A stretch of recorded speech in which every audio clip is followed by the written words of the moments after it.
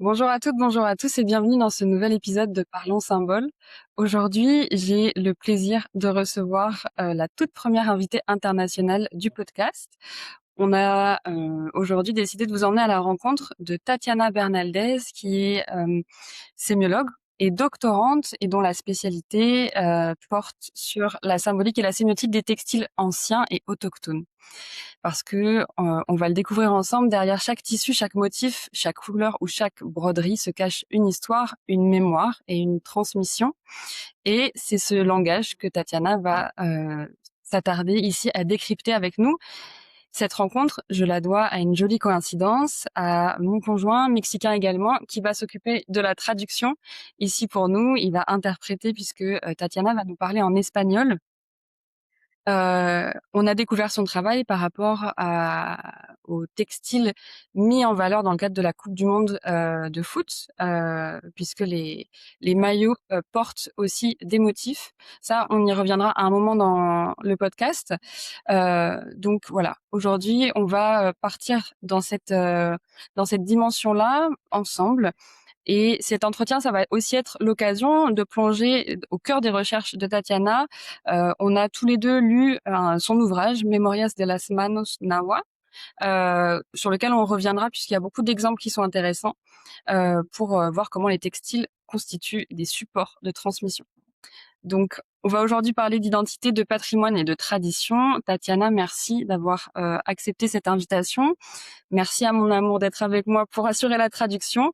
Et je vous souhaite à tous une excellente écoute et parlons symbole. Alors, Tatiana, ma première question, elle va être assez simple pour introduire ton travail.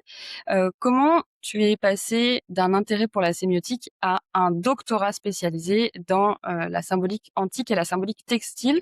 Qu'est-ce qui t'a poussé à consacrer finalement la majorité de tes recherches à ce sujet-là? Et tu nous diras exactement, même en particulier, à une région toute précise. Entonces, Tatiana, ¿cómo pasaste de interesarte por la semiótica a convertirte en doctoranda especializada en simbología textil y simbología antigua? ¿Qué te llevó a dedicar tu investigación a los textiles antiguos y en particular a los textiles de Naupal?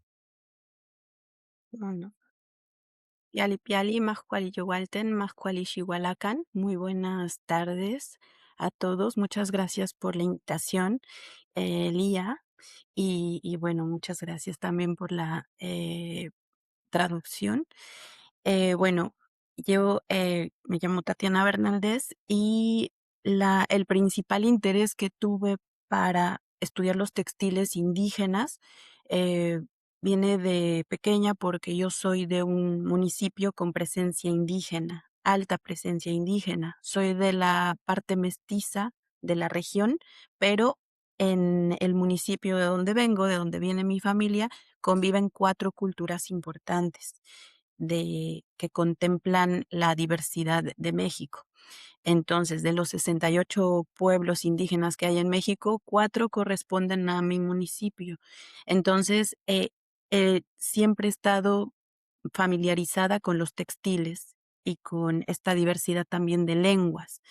Entonces, bueno, ese es uno de los principales motivos. El siguiente era que yo desde pequeña fui viendo cómo se iba perdiendo parte de la iconografía y cómo se iba transformando las blusas, pero desde que era muy pequeña hasta ya mayor, cuando entró a la universidad, en la Benemérita Universidad Autónoma de Puebla, que es donde decido hacer una tesis de licenciatura sobre, con la especialidad del diseño gráfico, sobre los textiles indígenas de mi región, justamente para analizar y para estudiar estos fenómenos culturales, porque intrínsecamente están asociados con los fenómenos sociales que surgen en la zona. Du coup, elle s'intéresse à ça surtout parce que son contexte familial, il vient de, elle vient d'un endroit où il y a 4 peuples, des 68 peuples autochtones mexicains. Donc, elle a toujours vécu dans ces contextes des langues différentes, des traditions différentes, des traditions anciennes. Et c'est dû à ça qu'elle s'intéressait pour faire son parcours. Y posteriormente, lo que sucede fue que al investigar estos fenómenos y problemáticas textiles de mi región, decido hacer un viaje por América Latina como mochilera o como, sí, viajera, instalándome en comunidades indígenas de América, desde Colombia, Ecuador, Perú, Bolivia, Argentina y el Amazonas. Me instalaba a vivir en las comunidades, pero lo hice para conocer, para aprender sobre cómo eran las dinámicas culturales en otras culturas de América. Regreso a Puebla y ahí comienzo la tesis, después de haberme empapado de esta información, porque en ese tiempo, en 2008, no había tanto registro sobre textiles en la biblioteca, digamos. Donc, elle a vu que depuis qu'elle est petite, les textiles et les symboles se sont façonnés comme les fur et à mesure le temps y passe. Et ensuite, à un moment donné, entre ses études, elle est partie euh, avec son sac à dos en Amérique latine, en Colombie, en Sud-Amérique, dans plusieurs pays, pour visiter, pour aussi aller voir des autres cultures autochtones dans des autres pays. Et du coup, elle a été baignée de tous ces savoirs-là. Et ensuite, quand elle est retournée à Puebla, qu'elle a commencé sa thèse, elle a pu faire la comparaison parce que à l'époque où elle a fait, il n'y avait pas beaucoup De recherche. de recherches faites sur ça. Ok. Donc, c'est un peu une des personnes qui a impulsé tout ça. Y de ahí, desde ese momento hasta ahora, no he parado de investigar textiles. Por lo mismo, ya lo he traído a nivel doctoral por la necesidad de resolver esas problemáticas que vi en torno a los tejidos. Depuis ce moment-là, elle n'a pas arrêté d'étudier cette question-là parce qu'elle a vu les problématiques qui se passaient dans les textiles, comment un peu avec le temps, ça se façonne, ça change Ok. pour garder un peu ce qui est plus ancien, Ok. tradition. Justement, beaucoup de personnes, en tout cas la plupart des gens, vont admirer souvent les textiles pour leur beauté, pour l'ornement en fait, pour le plaisir esthétique, mais ne savent pas vraiment comment le lire. Ils ne savent pas qu'il peut se lire comme un langage, en fait, qu'on peut y décrypter des histoires, ou des cosmovisions ou tout un tas de choses. Comment tu peux expliquer toi cette idée-là? Comment tu l'as comprise en fait? Eh, las problemáticas que he encontrado en torno a esta pregunta tiene que ver con el desinterés y desconocimiento de muchas personas para preocuparnos por saber qué significan esos símbolos. Por lo menos en México o en América Latina, eh, las comunidades indígenas están bastante descomunicadas en cierta medida desde estos conocimientos a las zonas urbanas. Entonces, son dos agentes.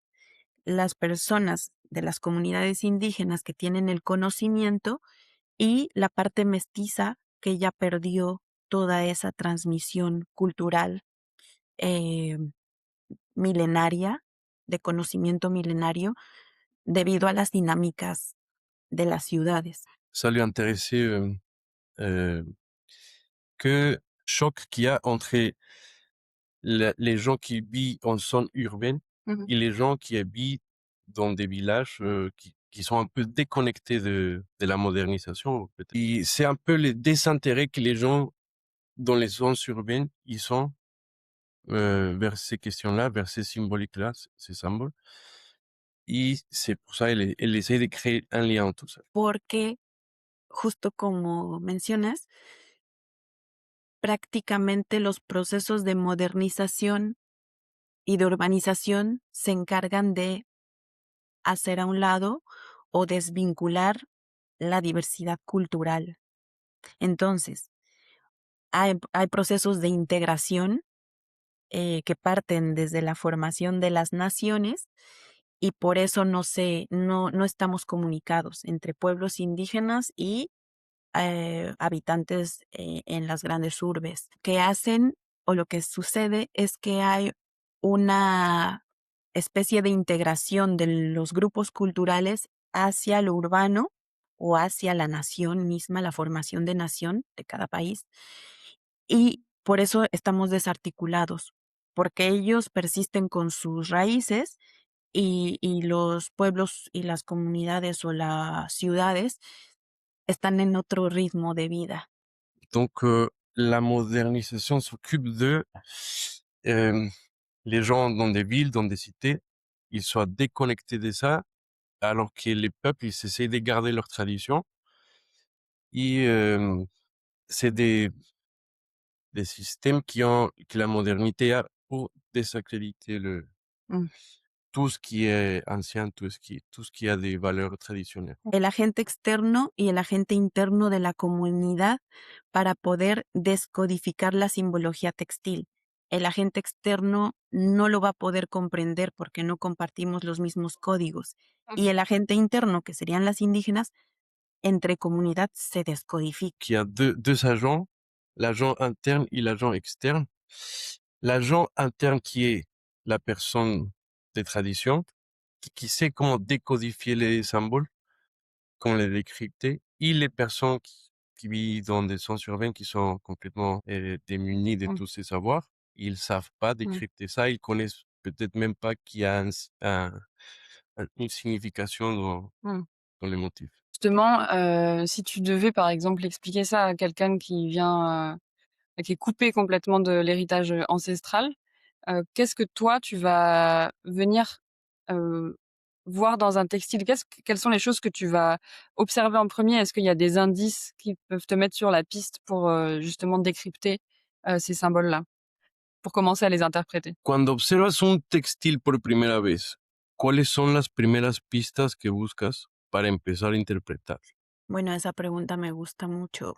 A ver, si estoy hablando de México, por ejemplo, me enfoco mucho en la geometría, Mmh. en cómo están acomodadas las piezas como una configuración compleja o si son elementos aislados que reconozco sin mucha interpretación, sin mucho esfuerzo.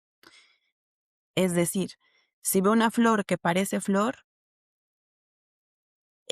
la categorizo de un lado, y si veo elementos abstractos, complejos, configurados en un ecosistema, ya la clasifico de otro lado. Eso es lo primero que pienso, como si es europeo o si es indígena. Ok, donc elle voit si d'abord s'il y a des éléments complexes formés ou s'il y a des éléments abstraits. S'il y a des éléments qu'elle reconnaît déjà, qu'elle connaît, ou s'il y a des éléments qu'elle a jamais vus auparavant, et comme ça, elle peut commencer à classifier si ça vient des traditions Mmh. ancestrales ou si ça vient des influences d'ailleurs européennes, occidentales, ou elle commence tout d'abord par les classifier, voir si les repérer. Sí, porque durante el siglo XVI, el- los europeos en América introdujeron mucha simbología de este continente, incluso con la herencia asiática.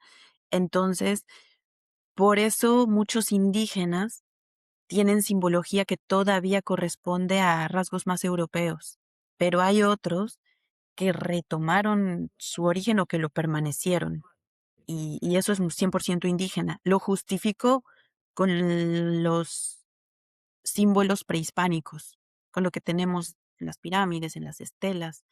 Donc pendant le XVIe siècle, euh, à l'époque de la colonisation, les Européens ils ont introduit beaucoup des symboles duquel les gens qui étaient des traditions ancestrales se sont appropriés, ou peut-être qu'ils ont été un peu obligés à les prendre aussi. Et tu as aussi ceux qui ont lutté pour garder leurs traditions Mmh. et pour que ça soit pas modifié par, rap- par rapport à ces mélanges culturels qui avaient aussi l'être les occidentales qui ramenaient aussi parfois de la tradition orientale aussi. Éviter de faire un mélange de ça. Et justement, ça m'emmène sur ma question suivante. Heu quelles sont les erreurs qu'on va commettre dans l'interprétation de ces symboles-là avec un regard contemporain? C'est quoi les erreurs les plus fréquentes qu'on va pouvoir faire en appliquant notre regard contemporain sur des choses qui ne le sont pas? ¿Qué errores solemos cometer cuando miramos estos símbolos con una mirada contemporánea? El error principal es no saber de dónde viene ese símbolo y no interesarnos por saber y conocer esto. Es el principal error, porque de ahí se desprende la ignorancia y por la ignorancia o el desconocimiento existen los atropellos culturales. Un des grandes erreurs, c'est de ne pas savoir d'où vient un symbole et de ne pas chercher à le comprendre. Parce que quand tu cherches pas à les comprendre, tu les interprètes d'une autre façon, ce qui amène à, en fait, jouer avec la identité du symbole et pour ça enlever sa signification vraie. Sí, otro desconocimiento, otro problema grande es que como hay campañas de difusión para desvirtuar nuestras culturas desde el inconsciente colectivo, es muy fácil que, en este caso, un mexicano se sienta avergonzado por usar esta ropa cuando corresponde a nuestra cultura y a nuestra raíz primaria. Donc, comme il y a des campagnes médiatiques pour la dévalorisation des, des anciens savoirs et des anciennes traditions, par exemple au Mexique, un Mexicain, il va peut-être avoir honte de porter ces choses qui sont millénaires de leur propre culture, justement, dû à ces campagnes de dévalorisation des Mm. valeurs anciennes. Et maintenant qu'on a fait un peu le point pour introduire ton sujet, ton expertise, là, on va commencer à rentrer vraiment dans les symboles, dans leur interprétation. Et donc la première question qui joue dans ce sens-là, c'est comment les motifs textiles, naissent? Est-ce qu'ils sont le reflet d'un mythe, d'une expérience quotidienne, d'une croyance ou est-ce que c'est tout ça en même temps qui est très intriqué? ¿Cómo nacen los motivos textiles? ¿Son el reflejo de un mito, de una experiencia cotidiana, de una creencia o de todo ello a la vez? Sí, mira, según lo que he estudiado de textiles y cómo yo veo el textil, yo le digo la problemática compleja del textil indígena, en lugar de decir el tema textiles. Está muy asociado a esta pregunta, porque considero que integra todo, la lengua, el pensamiento, el mito, el rito, la tradición oral, la estructura del pensamiento.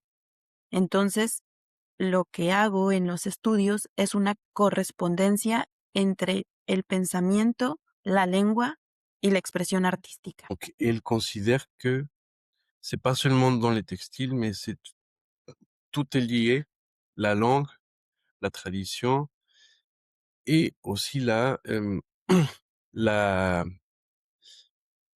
et sa façon de s'exprimer avec l'art. Mm.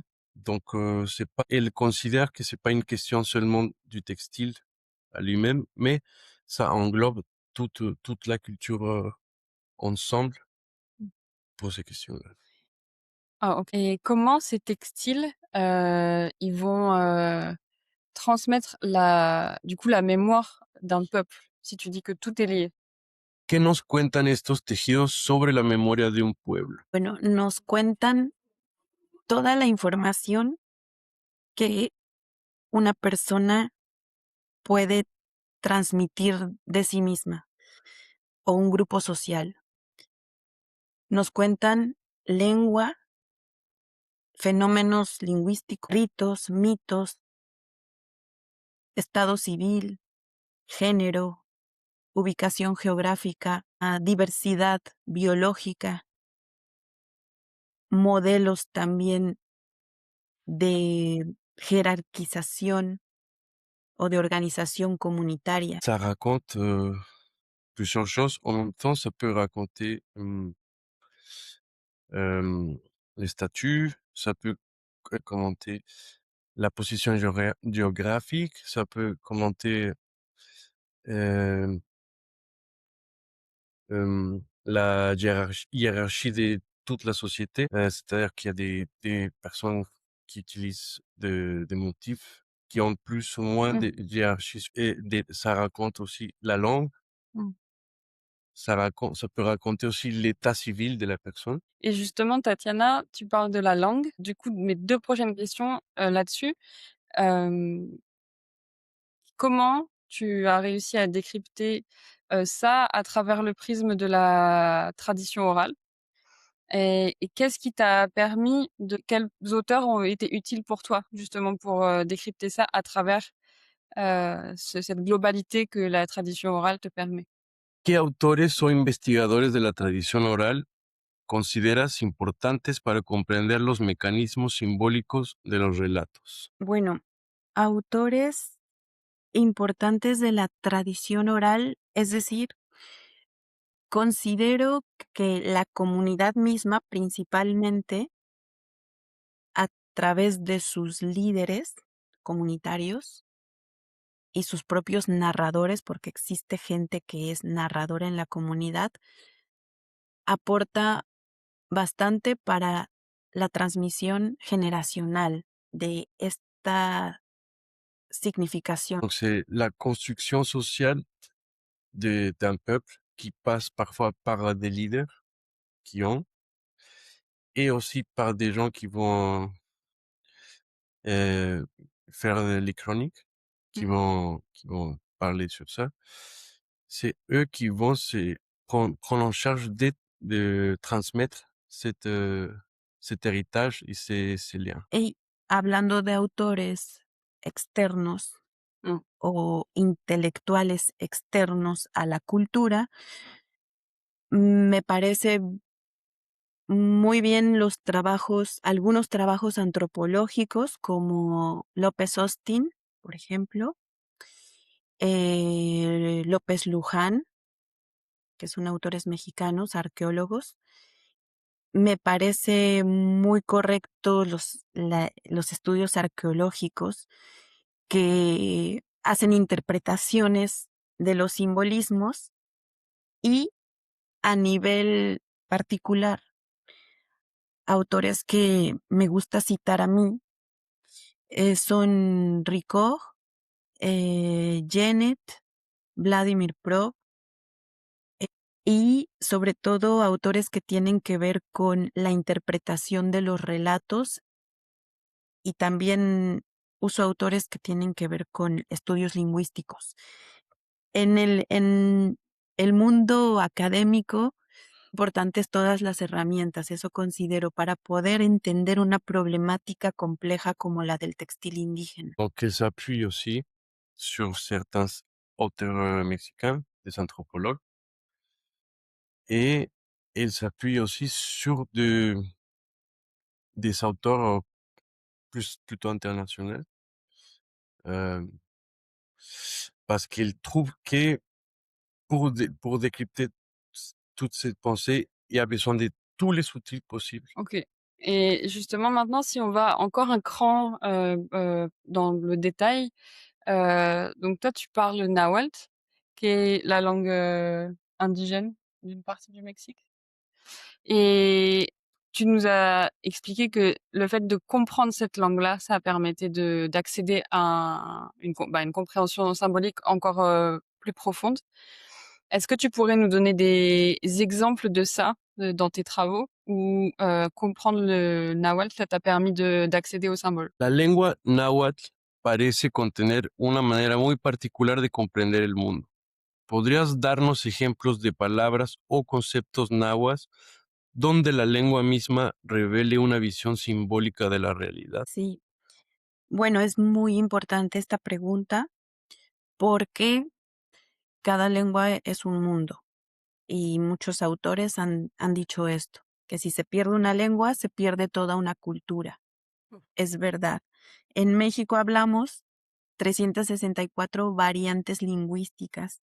Es como si tuviéramos más de 364 formas de nombrar a México. Si quieres. Du coup, au Mexique, on a 364 différentes langues autochtones. Donc, on pourrait dire qu'il y a 300 et plus de 300 façons de décrire Mm. les choses y de voir les choses. Bueno, en este sentido, me gusta nombrar una forma de saludar, porque en las comunidades nahuas se saluda en torno a la edad de la persona que está saludando. Por ejemplo, si es una niña, le puedo decir piali, piali. Si es una persona muy cercana, le digo piali, nada más. Si es una persona mayor que se le tiene un respeto más profundo, le digo Tlentictowa Moyolot, que significa ¿qué dice tu corazón? Y depende la persona, hay una forma de saludar. Entonces, también depende la comunidad. Cada municipio, aunque sea en mismo Naupan, por ejemplo, en Naupan, Puebla, hay 15 comunidades y se saludan de una manera particular cada uno. Donc, elle dit que dans ces communautés, il y a plusieurs façons de se saluer. Donc, par exemple, par rapport à la familiarité que tu as envers une personne, tu vas lui dire piali piali si c'est une petite fille. Alors que si c'est quelqu'un que tu connais mieux, tu es plus familier avec lui, tu peux juste te dire piali. Ensuite, s'il y a des gens plus âgés à qui tu éprouves un respect particulier, il y a des autres façons de saluer, de dire bonjour. Et, et aussi, dans tous, il y a des différentes façons de saluer par rapport au lien que tu as avec la personne que tu vas croiser, que tu vas dire bonjour. Ok. Sí. Y otra palabra, otro concepto que es de suma importancia son las formas de nombrar el maíz en su proceso de crecimiento, porque el maíz es una entidad deificada en las comunidades, altamente deificada. En el náhuatl se dice un nombre, depende el momento de crecimiento de la planta porque es la única planta como grano fundamental que necesita el cuidado del hombre para poder crecer.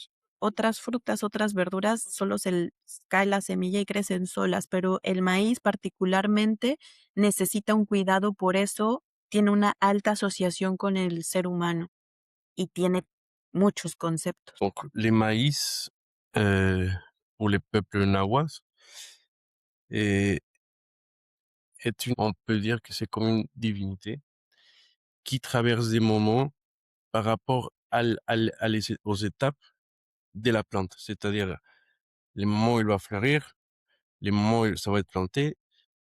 Et elle explique aussi que le maïs, c'est une des seules plantes qui a besoin vraiment que l'humain, il prend soin de. C'est pas comme d'autres fruits où la graine, tu peux la laisser là et elle va grandir toute seule. Mais l'humain, il a besoin de venir donner des coups de main pour que le maïs, il puisse continuer à pousser. Donc, pour tous ces peuples-là, le maïs, vu que c'est la base de l'alimentation, c'est, c'est, c'est très respecté, c'est vu presque comme une divinité. Y otra cosa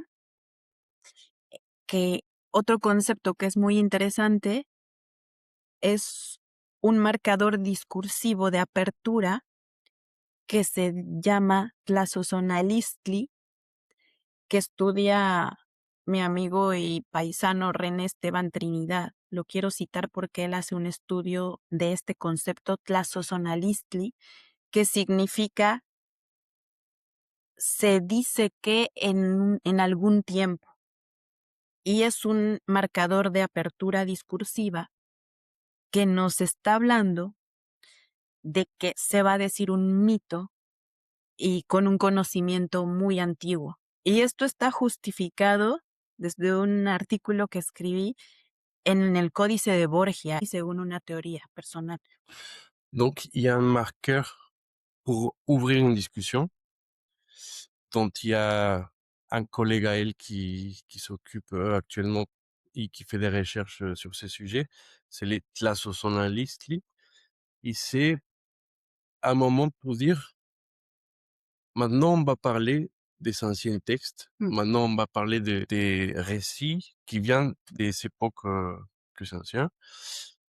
Donc il faut prendre en considération tous les contextes et le voir vraiment comme Mm. c'était comme ça avant. Merci. Justement, le fait que tu parles à la fois du maïs et de cette formule d'ouverture du discours qui fait vraiment penser au temps du mythe, ma prochaine question, c'est quels mythes, quels récits ancestraux, parce que j'imagine que le maïs, il a une grande place ici, continuent de vivre grâce au textile. Est-ce que tu as des exemples de ça peut-être? ¿Qué mitos o relatos ancestrales siguen vivos gracias a estos textiles? ¿Y cómo se expresa la cosmovisión indígena a través de los tejidos? Existen mitos de todo tipo que están reflejados en los textiles, por lo menos en los textiles nahuas, que son los que más he estudiado. Existen mitos de cómo se formó la comunidad o la cultura. Ujú. Existen mitos acerca de las deidades, como son los jaguares, por ejemplo, en las culturas nahuas, incluso en la cultura nahua existe una entidad deificada que es el jaguar o tecuani, y eso está reflejado en blusas. Existe mitos de cómo se forman las montañas, cómo los animales traen mensajes y son indicadores. Y existen mitos y rituales. Ahí es donde hay una asociación del mito y el rito, porque están ligados, en donde la comunidad continúa la permanencia o manutención de su propia cultura a partir de estos ritos que nos hablan de ofrendas a la tierra para calmar las entidades negativas que están en las cuevas y en los lugares oscuros y ocultos. Hay entidades muy negativas que se saben en las comunidades y los ritos son para hacer ofrendas y pagos y para que haya armonía sobre la tierra. Il y a de, il y a des textiles qui vont parler sur sur des récits qui vont dire comment la société a été construite. Mmh. Il y en a d'autres qui vont parler des divinités, comme dans ce cas-là, elle a parlé du jaguar. Et il y a il y a d'autres liens qui vont faire entre le, et les rites et les mythes. C'est-à-dire qu'ils vont se rencontrer.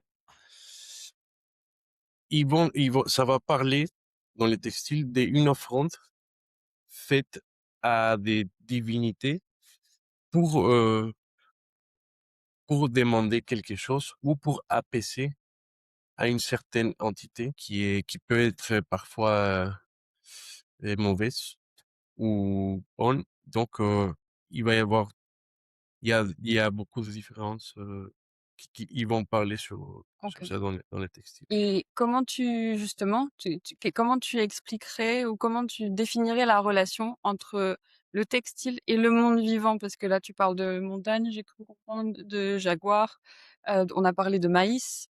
Oui, quelle est la relation entre les textiles et la nature et le monde vivant? ¿Qué relación existe entre los textiles y la naturaleza? La relación que he encontrado y que he justificado en mi tesis de maestría sobre textiles nahuas es con respecto a el reconocimiento o una memoria visual de los acontecimientos históricos del lugar histórico. Es decir, es como si fueran, sí, verdaderamente libros visuales, geométricos, que registran información de la cultura. Y cada comunidad se identifica de un modo a través de su textil y de su vestimenta porque es funcional. Esta es la diferencia de un arte completamente estético a un arte indígena, que el arte indígena sigue siendo funcional hasta ahora. Donc, il va y avoir un lien entre la scène qui décrit, elle explique, c'est vraiment comme un livre qu'on peut lire. Et ce n'est pas seulement de l'esthétisme, c'est pas purement esthétique, mais ça a aussi un but, c'est de passer un message au-dessus de juste l'esthétique, m- pour décrire des scènes qui se sont passées à un certain moment dans telle année. Il y a eu un événement naturel qui est passé, qui est plasmé dans les textiles. Et chaque ethnie, il a des façons différentes d'expliquer des choses qui se sont passées naturelles. Por ejemplo, la agricultura se plasma en un textil, pero en, en algunos textiles se plasma los métodos de agricultura milenarios, como la trilogía clásica milpera. Entonces se plasma cómo se siembra el maíz y en qué proceso, es como si fuera una fotografía de un proceso agrícola. Cada textil, cada blusa es una fotografía de un proceso agrícola. Generalmente está basado, en la mayoría de los casos, en el maíz. Donc, euh, ils vont vraiment faire une espèce de scène du moment où les plantes, ils vont avoir un moment de leur croissance. Et c'est vraiment, elle explique, c'est comme des photos des étapes, des choses, et dans ce cas-là, des plantes, du maïs, parce que voilà, le maïs, c'est très présent dans la culture, parce que c'était la base alimentaire. Donc, chaque textile, il va représenter une image, une photographie, un peu, on peut dire comme ça, de, de moments et des étapes de, de certains événements et de la culture, et aussi dans ces cas-là, pour les maïs, les étapes qu'il traverse. Y también lo que contiene de información, según mis estudios,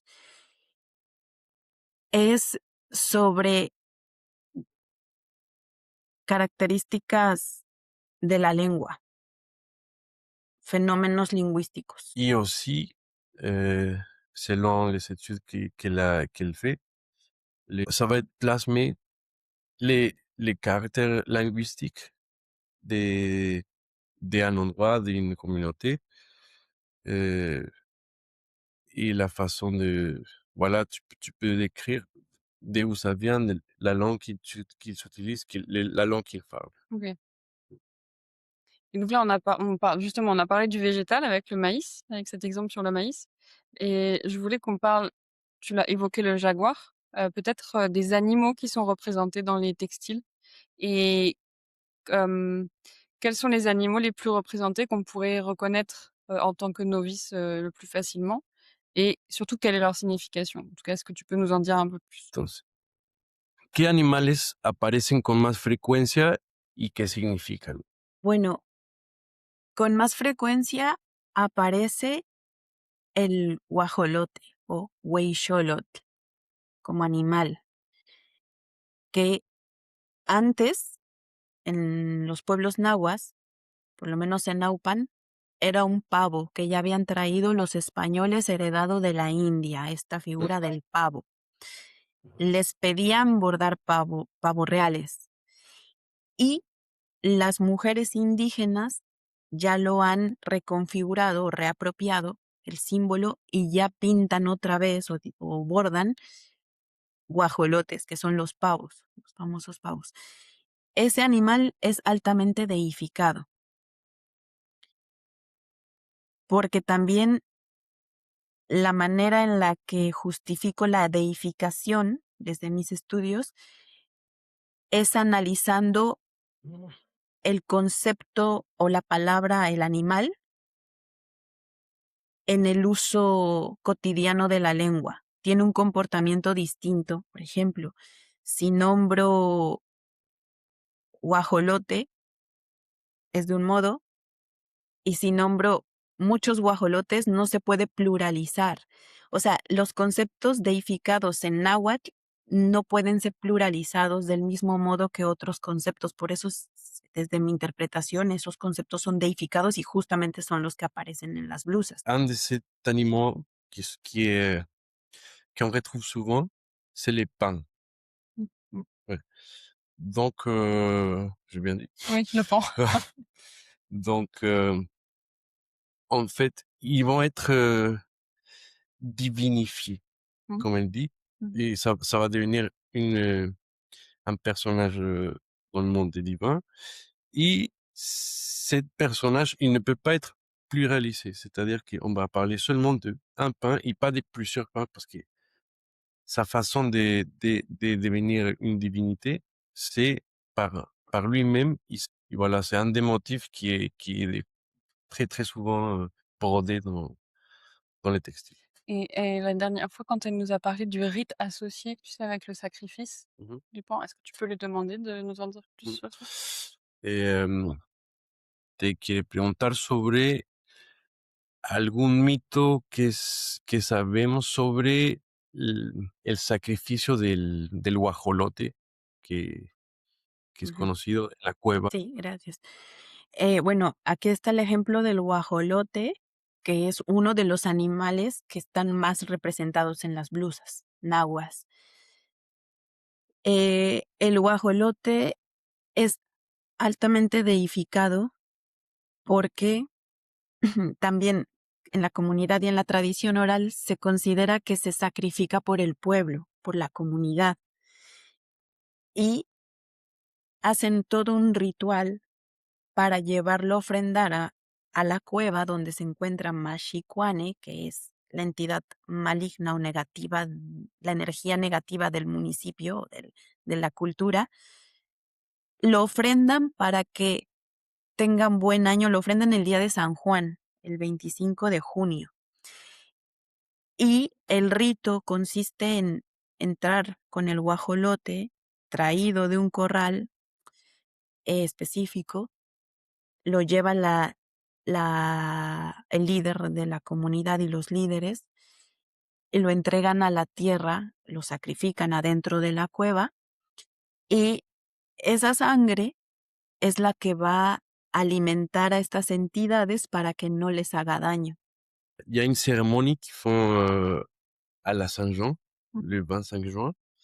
C'est les sacrifices du pain. Donc on va ramener une belle bête, un beau animal. Ils vont rentrer dans une grotte où l'on croit que il y a une divinité qui habite à l'intérieur, une divinité qui est plutôt maléfique. Donc on va rentrer avec le pain en dansant, en faisant tout un rituel. Mmh. On va donner ça aux personnes plus élevées dans la société de cette communauté pour être sacrifiées, parce qu'avec le sang qu'on va verser du pain, euh, on va on va apaiser cette entité maligne OK. qui est pour donner des bonnes récoltes ou quelque chose. Ah. Por ejemplo, si hay una etapa del maíz, bordan las aves que están cerca. Cuando tú estás sembrando, te das cuenta que el maíz ya está casi listo porque ya están los animales. Por ejemplo, ardillas o aves. Estos son como animales de segunda calidad no deificados, pero son indicadores que te dicen que ya está casi lista la cosecha y que hay que ir preparándose para recogerla. Ok. Donc il y a d'autres animaux qui sont des fortes euh, valeurs spirituelles, des divinités, que c'est le jaguar, le cerf aussi. OK. Mais tu as aussi d'autres animaux, par exemple dans les processus du maïs. Quand la récolte elle va arriver, quand on sent que le maïs il est prêt, il va y avoir certains animaux qui vont s'approcher du maïs parce qu'eux-mêmes ils savent que ça va être prêt bientôt, donc ils cherchent à se procurer le maïs. Mmh. Donc, les gens, les indigènes, les personnes, quand ils voient que certains oiseaux ou certains euh, animaux, animaux, ils viennent s'approcher de la plantation du maïs, c'est-à-dire que le maïs, il est sur le point d'être, Récolter. ouais, qu'il peut commencer à être récolté. C'est des indicateurs des étapes de la plante. OK. Et ça, c'est des motifs que tu trouves dans les textiles de Naupan, sur lesquels tu as beaucoup travaillé. Et justement, tu travailles pour que ces textiles-là, ils soient reconnus, au patrimoine culturel immatériel de l'UNESCO. Qu'est-ce qui, pour toi, fait que ce ces textiles-là, ils sont si exceptionnels? Estás trabajando para que los textiles de Naupan sean reconocidos como patrimonio cultural inmaterial de la humanidad por la UNESCO. ¿Qué hace que este patrimonio sea tan excepcional? Sí, lo que hace que sea excepcional, específicamente los bordados de Naupan, es que de la Sierra Norte de Puebla son los que más se parecen al pasado. Es decir, cuando yo era pequeña, los textiles eran muy similares a como son ahora en Naupan.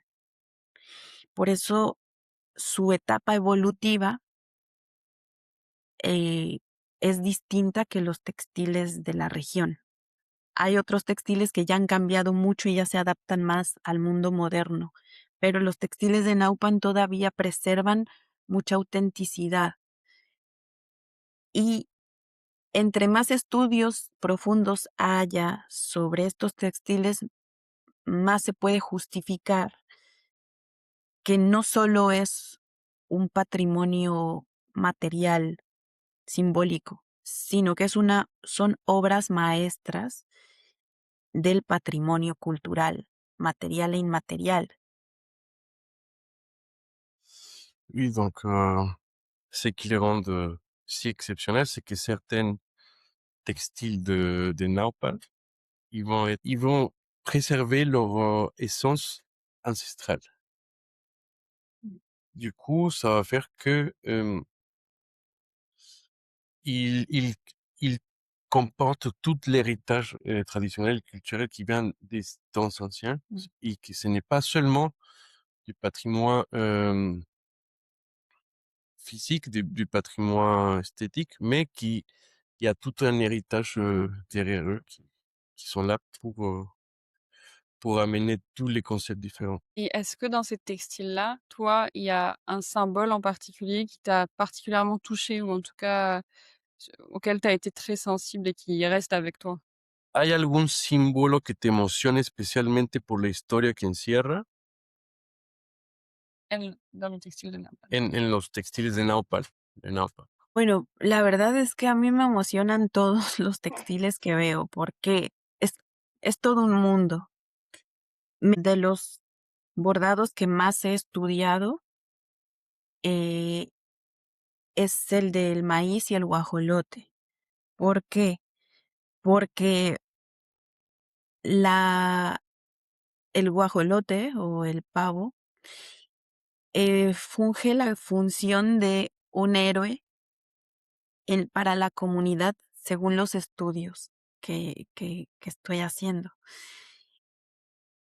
Y es héroe porque se sacrifica por la comunidad depende de su vida y también la entidad maligna depende de su vida y es honrado poniéndose en los bordados como de recuerdo, como una honra, como una dádiva.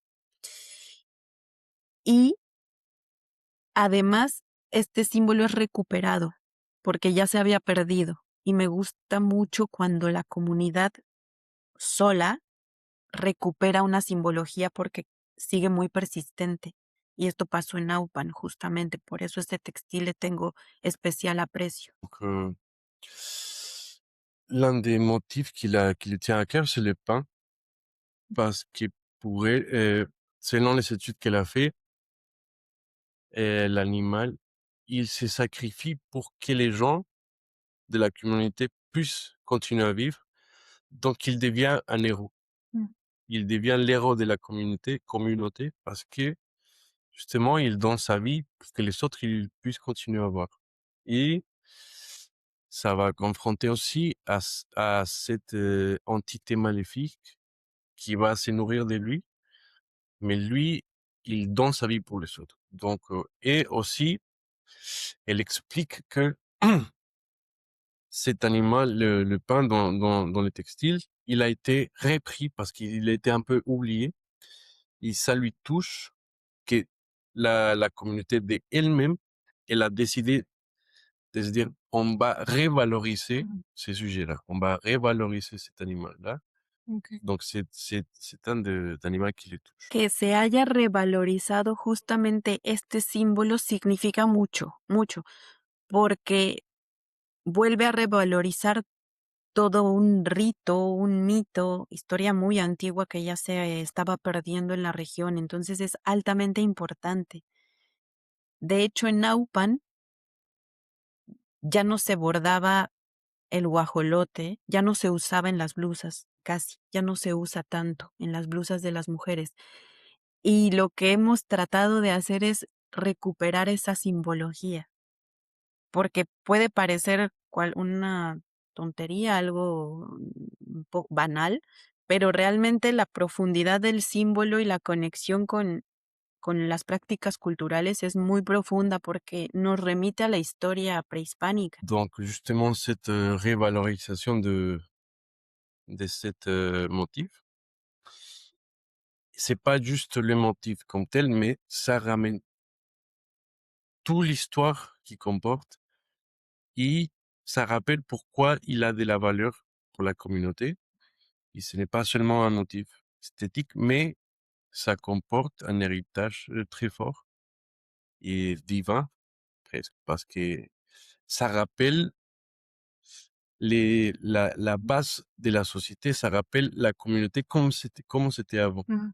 Et comment ils se sont construits au fur et à mesure le temps y passe. Et justement, ce passage d'une réalité à ensuite d'une réalité matérielle à une réalité textile, tu nous en avais parlé aussi par rapport à dans ton livre sur l'architecture, où un motif architectural peut se retrouver ensuite dans les textiles. Donc comment on passe d'un langage symbolique à un autre, du langage de la pierre au langage du textile? Et est-ce qu'il y a des symboles particuliers dans l'architecture, mésoaméricaine qu'on va retrouver ensuite dans les textiles? ¿Cómo se produce el paso de un lenguaje simbólico de un soporte a otro? Por ejemplo, existen motivos que encontramos en la arquitectura mesoamericana y que posteriormente aparecen en los textiles. ¿Qué permanece del significado original cuando un símbolo cambia de contexto y de material? Y justamente esto es lo que comentaba con el ejemplo del guajolote, que existía este símbolo en las estelas o en la arquitectura mesoamericana y se retoma, pero ya en el textil. Eso es fantástico que pase eso, porque nos dice que la cultura misma no quiere morir del todo, que algo importante tiene que existir para su permanencia. En el México prehispánico, el lugar de la simbolización importa, porque no es lo mismo un Tlaloc o un Huehueteotl en Huicuilco, en una zona arqueológica, que un Huehueteotl en una zona comunitaria, en una comunidad del Estado de México, donde es de uso doméstico. Entonces, cada símbolo importa el lugar de representación, porque antes no se bordaba un guajolote en los textiles, no es tan fácil encontrar en textiles indígenas prehispánicos, pero sí en arqueología, sí, en arquitectura, por ejemplo, en estelas, en pirámides, en murales. Entonces, lo que hacen los indígenas bordando es como retomar ese símbolo, pero desde la arquitectura poniéndolo en la blusa. Es Ok. muy curioso. Oui, donc il y a des motifs qui ont été pris de l'architecture mésoaméricaine, c'est-à-dire dans une pyramide, on va retrouver un symbole et les gens, ils vont le introduire dans les textiles, ils vont reprendre tout l'héritage culturel que ça comporte. C'est dans des temps anciens, de prendre des motifs de l'architecture antique, ça lui touche beaucoup parce que ça veut dire que le peuple, il veut reprendre, il veut pas se laisser mourir. Il veut continuer à vivre par rapport au symbole. Y grâce au symbole. Por algo la cultura retoma esos símbolos que antiguamente estaban en la arquitectura porque todavía nos tienen que comunicar algo. Eso es importante. Que ces symboles qui ont été repris de l'architecture mésoaméricaine, ils sont là parce qu'ils sont encore des choses à nous dire, des choses à nous transmettre, a communicar. Una pregunta en francés, porque yo la quiero poner y después te la traduzco. ¿Cómo on peut mesurer les motifs ou les symboles qui étaient d'une période précolombienne et comment on peut identifier l'origine des symboles qui est justement de cette origine précolombienne ou qui est plutôt moderne. Entonces, lo que te quería preguntar es, ¿cómo se puede identificar si algún símbolo o motivo viene de una época antigua a la conquista, a la colonización, y identificar otros que, que son, que vienen después o que pueden en una cierta forma alterar toda la cosmovisión del pueblo para poder decir cuál es lo originario verdadero y cómo podríamos identificar. Vale, gracias. Mira, no está, digamos que cuando una comunidad indígena adopta, aunque sean símbolos europeos como estos, Ujú. no está mal, está bien porque la comunidad se reapropia de esta simbología en cierta medida con fenómenos culturales y les son funcionales, le atribuyen una función. Eso es importante. Por eso yo no desvirtúo si es más europeo o menos europeo, pero sí en las categorías lo que hago es relacionarlo con el arte prehispánico, que tiene varias características. Ok. Donc, elle va pas dévaloriser des motifs qui ont été introduits ou qui, d'une certaine façon, la communauté s'approprie d'elle-même de ces symboles parce qu'ils sont un atout utilitaire aussi. Donc, ils vont donner une signification être, qui va leur être utile pour certaines choses. C'est pas pour elle, c'est pas dévalorisant que ça vient d'origine occidentale, européenne. Y là, elle va me donner quelques exemples. Oui. Las características de un textil que es más europeo, yo lo describo como que es más realista, más singular, más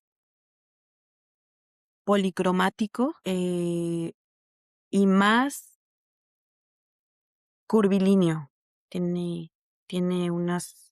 Son líneas muy curvas, no son tan geométricas. Ok, donc elle va dire que par rapport à l'esthétique, ça va être des motifs qui vont être pas si géométriques Mhm. comme les motifs qui viennent des anciens temps, qui vont, ils vont être basés sur la géométrie, mais qui vont avoir des façons de le faire différentes. Ok. Sí, más realista, más europeo, menos realista, más indígena. Métrico es más indígena y más abstracto es más indígena. Profuso es más indígena. Ok. Donc, plus indigène, ça va être plus abstrait, ça va être plus carré et géométrique, alors que l'autre, d'origine européenne ou d'ailleurs, ça va être plus dans ça va pas être si précisément géométriques. El textil indígena o el arte indígena es abstracto y simplificador, y el arte europeo es realista y es más estético. Ah. Y es una representación. El arte indígena se dice que es una manifestación. Donc, l'art indigène, on dit que c'est une manifestation, ça va être abstrait et ça va être moins réaliste, alors que ça va pas être ça va être simplifié. Alors que les motifs européens vont être dans le réalisme, c'est ça leur différence. Merci beaucoup Tatiana. On arrive à la fin de l'entretien. Il reste 2 questions et c'est des questions qui vont justement nous parler des applications un peu modernes des symboles. Donc on va parler, de des de des outfits de la présidente, mexicaine et après peut-être on peut revenir sur les textiles, de Adidas, en tout cas, la coupe du monde, voilà les maillots avec la coupe du monde, de foot. Peut-être on va commencer par, la présidente, mexicaine et comment elle utilise les symboles, elle, dans sa façon de se représenter. En el México contemporáneo, los símbolos indígenas siguen presentes también en la esfera pública y política. La imagen de la presidenta mexicana, por ejemplo, ha generado muchos comentarios sobre el uso de elementos asociados a las culturas originarias. ¿Cómo analiza usted la presencia de estos símbolos en la representación del poder y de la identidad nacional? He analizado en algunas columnas y en algunos reels o videos la vestimenta o el outfit de la presidenta Claudia Sheinbaum, porque me parece interesante este lenguaje visual político. Es como un discurso político visual. Es importante. ¿Por qué es importante? Porque se nota que el poder femenino, sin encasillarme en una tendencia o ideología, el poder femenino se comporta diferente al poder masculino, porque al poder femenino le importa más lo visual y lo estético, la demostración de la identidad por medio de la ropa. Es muy curioso. Donc, elle a étudié un peu cette tendance qui a la présidente mexicaine de faire comme un mini discours politique dans les vêtements qu'elle porte. Et elle veut faire un emphasis que c'est très important, mais qu'elle voudrait remarquer que sans faire partie d'une idéologie ou autre chose, c'est juste qu'elle remarque que les pouvoirs féminins, il va s'appuyer sur l'esthétique et l'art pour faire passer un message. Y el uso de bordados o tejidos indígenas en el outfit de la presidenta es importante porque trata de ponerse una vestimenta o una confección diferente en torno al lugar donde asiste para dar sus discursos y sus presentaciones. E incluso lo he analizado más a profundidad y tiene mensajes más profundos. Es muy, muy interesante. Considero que no tiene que ver tanto con sus asesores, sino que es casualidad, porque no todos saben la simbología que ella aporta. Solo sabemos que son textiles mexicanos y ya. Otra cosa importante es que marca tendencia dentro de las esferas de la política mexicana femenina. Donc, c'est important parce qu'elle dit que là où elle va, la présidente, elle porte certains textiles Mmh. comme si elle voulait faire passer Message subtil. un message subtil, mais que selon ce qu'elle a étudié, ça vient pas des gens qui travaillent avec la présidente, mais ça va être plutôt une coïncidence. Ça, on va pas dire que on a fait ça exprès, mais ça tombe bien, et ça fait tendance dans les sphères politiques, notamment féminines au Mexique, Mmh. parce que ça fait tendance et peut-être, OK. voilà. Et justement, dans ce qu'elle porte, est-ce que, c'est comme on a dit, une réappropriation de motifs européens, européanisés parfois?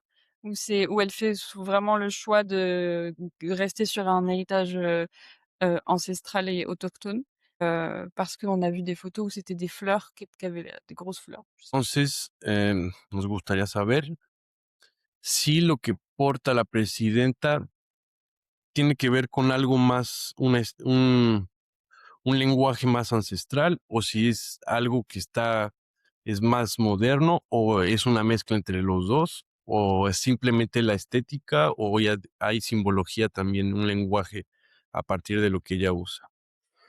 La confección de sus trajes o sus blazers y los sacos que usa ella es confección moderna, europea, pero los retazos que usa, muchos, no todos, muchos son plenamente de origen indígena.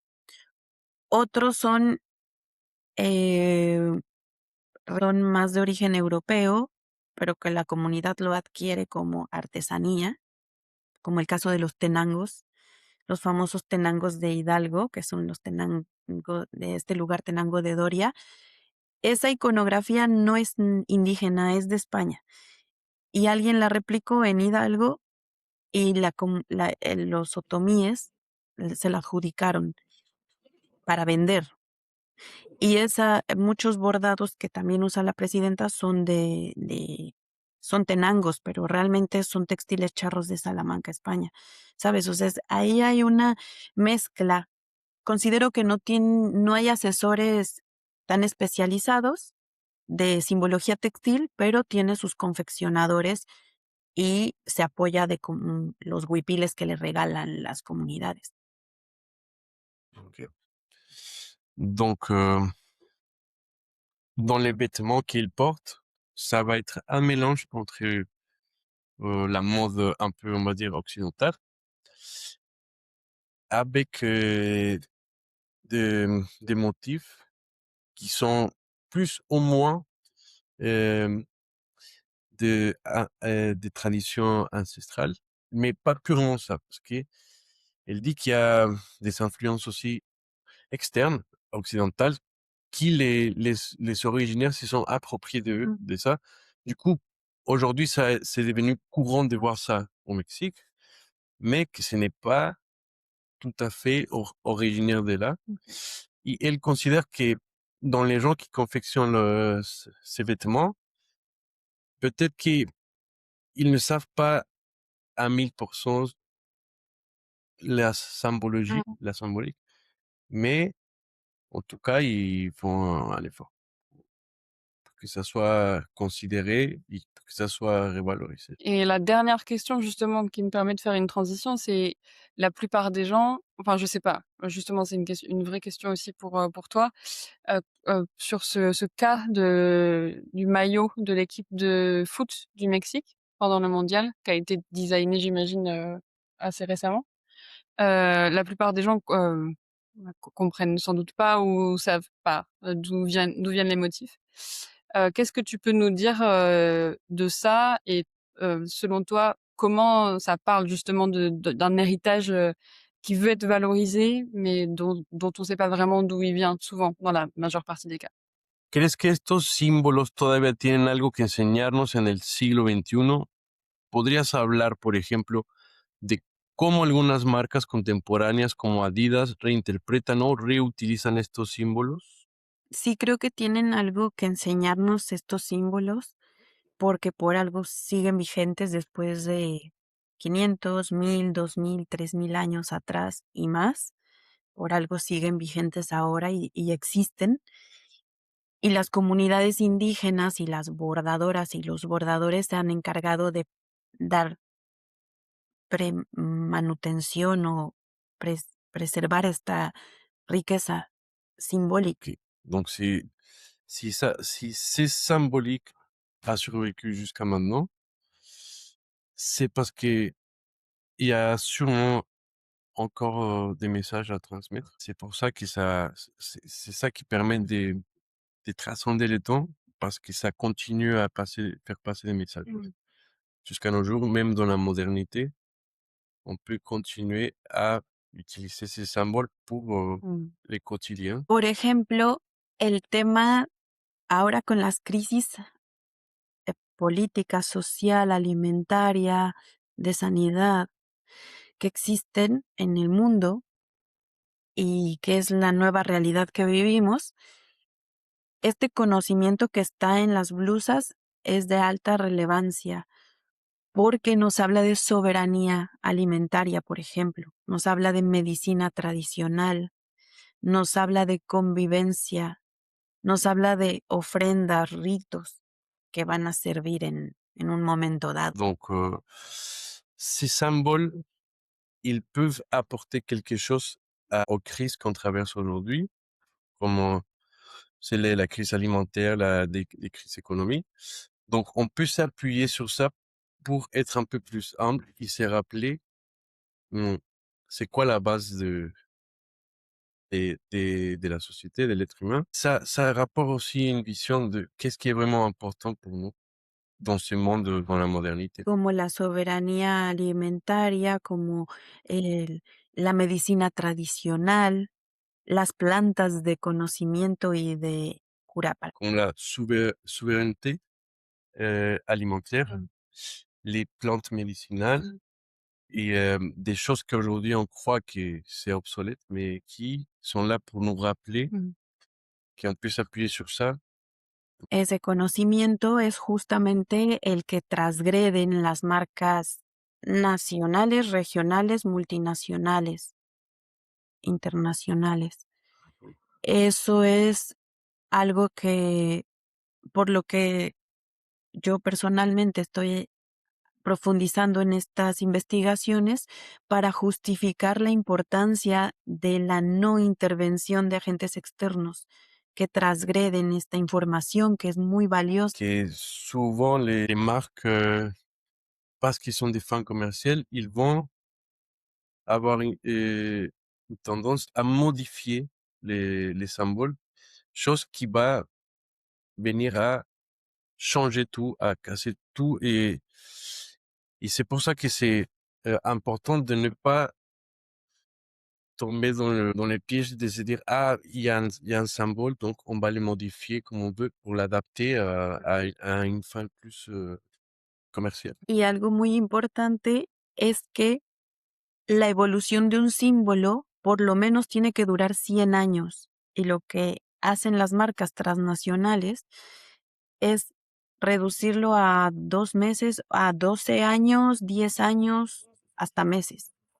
Sobre todo lo que pasó en el caso de Naupan, en los intermediarios corrompieron la cultura y las dinámicas sociales en un lapso de una década, cuando mucha de esa simbología, su vigencia era de 100 años por lo menos, la evolución natural es más lenta. Donc l'évolution symbolique, il peut prendre 100 ans pour qu'un symbole il se développe. Et justement, c'est ce qui s'est passé dernièrement, c'est que dans l'espace de 10 ans, ils ont fait cette évolution qui naturellement prend plus longtemps, ils ont fait ça et du coup ça a modifié tout le chemin qu'il doit faire. C'est qui fait un truc qui n'est pas naturel, qui est modifié et qui est... Un peu corrompu. Sí, es muy fuerte, por eso lo tal cual lo que pronuncié en la revista Proceso el 17 de mayo de 2026 fue que cometen epistemicidio simbólico y atropellos culturales que ya no tienen vuelta atrás o ya no tienen remedio. Mm. ¿Por qué? Lo que está pasando en Naupan es que las niñas de 12 años ya no bordan lo que le dice la abuela que, tiene que bordar. Ya bordan lo que el diseñador le dice porque le va a dar dinero. Donc les intermédiaires, ils s'occupent de créer, comment dire, un marché sur ça. Et l'impact est que maintenant les jeunes qui veulent broder, ils le font plus que leur famille leur demande, ce qui est traditionnel, mais ils vont plutôt être dans la voie de faire ce que le dessinateur des modes lui demande parce qu'il va lui payer de l'argent. Ok. Donc ils vont perdre cette tradition. parce que c'est de pouvoir de l'argent. Atropello simbólico y epistemicidio es lo que yo esos 2 conceptos son los que uso. Epistemicidio, que se traduce como aniquilación del conocimiento Mm. de una cultura. Qu'elle va mettre deux concepts, les épistémicides symboliques Ouais, OK. Mmh. et comment on peut traduire le deuxième? On va dire, c'est, Es atropello cultural. atropello, c'est donc et atropello, comment on peut dire ça en français? Donc Une atrophie? Transgresión. atropello, c'est quand la voiture elle vient, elle t'écrase. Un écrasage culturel. OK. Ouais, Ouais. voilà, j'essaie de traduire cette concept. OK. Un écrasage culturel. C'est, Et donc ça recouvre complètement, ça en fait, ça le passe par-dessus. OK. Il vient, Pues, la culture, il le roule dessus pour qu'il OK. il perd il modifie sa OK. trajectoire, sa signification. OK. sí, como transgresión o algo así, como transgresión cultural Mmh. o sí, es que el concepto de atropello simbólico lo usan mucho en América, en los sociólogos. Ouais. Em, bueno, esto como transgresión cultural y es irreversible. Ah, Esto es lo fuerte. Mmh. La transgression culturelle est irréversible, ouais. donc faire attention. Et Tatiana, c'est la fin de l'interview. Merci beaucoup, pour tout ton temps, toutes tes réponses. Du coup, ma dernière question finalement, ce serait de savoir comment on peut soutenir, tes recherches? Où est-ce qu'on peut te retrouver? Quelles sont tes actualités? Et voilà, comment te soutenir? Mmh. Voilà, si tu veux. Eh, te agradecemos por el tiempo, por tus respuestas y por haber tenido todo este diálogo. Y la última pregunta que te vamos a hacer es, ¿cómo te podríamos apoyar para dónde tú vas a, a hablar de todo esto? ¿Cómo te podemos encontrar en las redes sociales? ¿Cómo te podemos seguir? ¿Cómo podemos darle seguimiento a tu trabajo?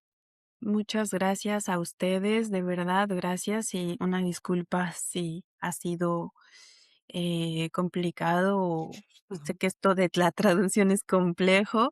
Muchas gracias, de verdad, por el esfuerzo. Y bueno, pues estamos formando un grupo de Facebook.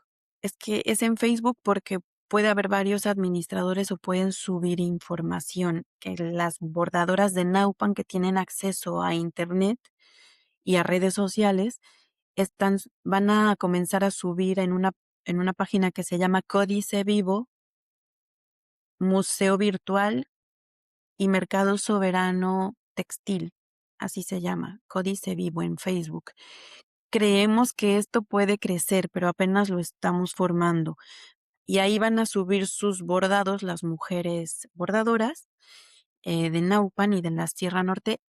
Y por mi parte, con otros antropólogos pensamos subir información de la simbología, por eso es el concepto de museo virtual, porque vamos a subir de que esta flor significa tal.